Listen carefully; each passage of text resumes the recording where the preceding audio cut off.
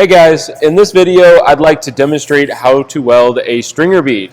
I'm going to show you everything from the positioning of my body to the positioning of the plate and then actually welding it. Hoping to get some arc shots in there so that way you can see everything as it's happening. Now, one thing I want to point out before we begin and I show you anything, this video does not eliminate instructors. If you guys would still like a hands-on demonstration or a one-on-one demonstration in the booth, please come ask. Like I said, the purpose of the video is really just to give you an idea of what's going to happen before you even show up to class or before you get your welding rod and before you get out on the floor. So up to this point, I've already shown you guys how to set up your welders, how to hook up all the leads, things like that. So to continue on from the last video, I guess, I want to make sure you guys know we got to take our ground clamp. It's got to be hooked somewhere on the table as long as electricity can pass through it and we can get to wherever we're going to strike that arc. So I'm going to put that on my table. I got my stick lead out here, my Stinger, and it's just ready to go. I'm going to set it on the table. And then I got a handful of 7018 1/8" welding rod. Now for this video, I'm going to be running about 116 to 120 amps depending on how it goes. I am going to, if I'm welding along and it's a little bit cold, I'm going to turn it up. But I feel like that's a pretty tight range right there. You should be able to figure out maybe where you like it from that point. So let's go ahead and move on and let's get started on the actual positioning. Sit down. Yeah, grab a chair, sit down. Everybody wants to start out standing up or doing an overhead or some crazy thing.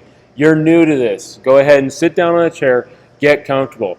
We'll worry about standing up and doing all those awkward positions a little bit down the road. But for right now, just grab a chair and sit down.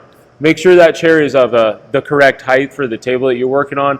If it's too high or too low, it's just going to cause you problems.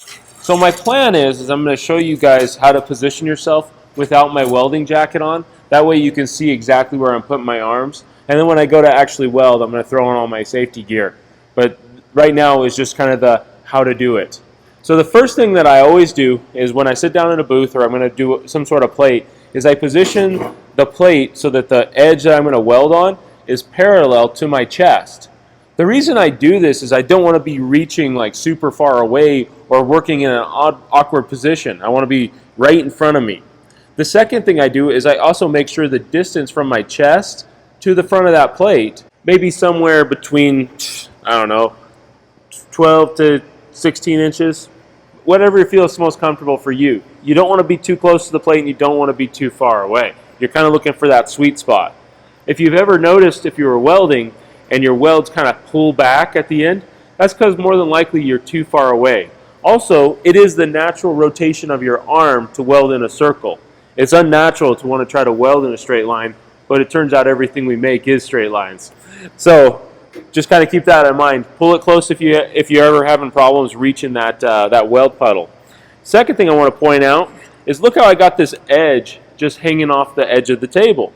The reason I do that is so when I'm welding along, I can drop my hands below the surface if necessary. It's kind of one of those tricks.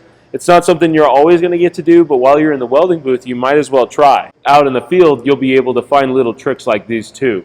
But just position it really close to the edge, and you're going to find that you're not going to be fighting that table very much. Now, the positioning of your arms is probably the most important thing you're going to do. So what I always recommend people do if you're right-handed is you're going to take your left arm and you're going to put it on the table. And this is going to be where everything pivots off of. You're going to use this as your steady rest, okay? Now, some of the students come in, they want to freehand stuff. They want to prop their arm up on their side, and that's how they want to weld.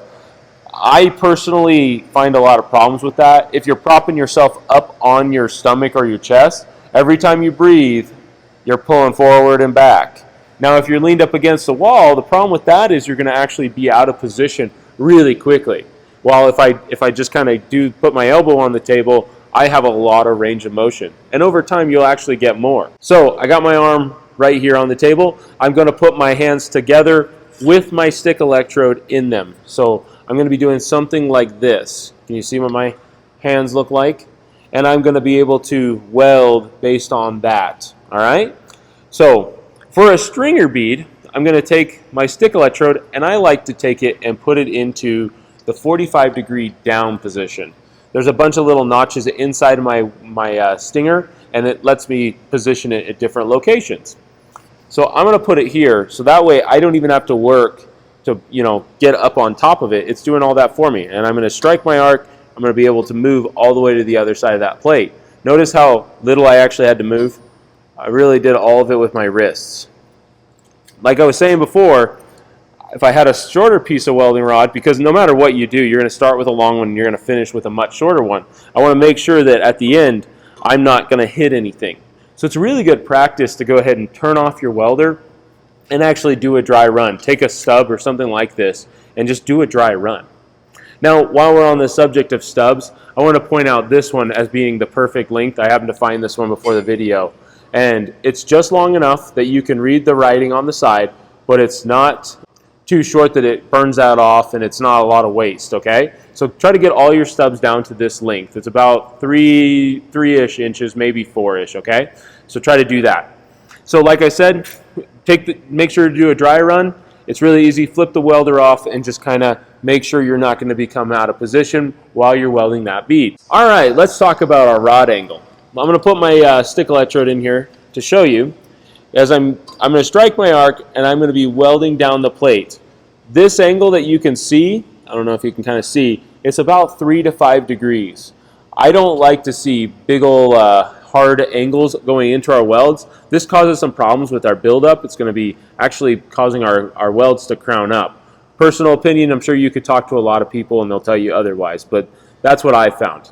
So we're going to strike our arc 3 to 5 degrees forward leading angle. Notice as I'm welding across this plate, that 3 to 5 degrees never changes.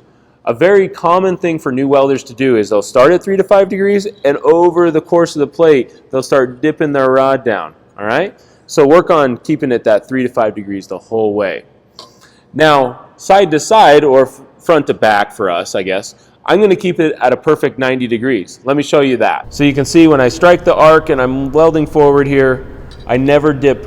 I don't go forward and I don't dip back. Perfectly straight up and down. Okay, so next what I'm going to do is I'm going to get on all my welding gear and I'm going to go ahead and run you guys some beads. And I'm hoping you'll be able to see everything and we can talk about puddle size, positioning, things like that as we're going along. Once I've established my arc, and you can see that I have, I kind of slow down for a second, let that puddle fill in before I begin moving. Now I want you to be able to look at both of these at the same time. You can see that I'm hardly moving my arms at all. It's a very slow, deliberate motion, and that's what's going to keep us consistent.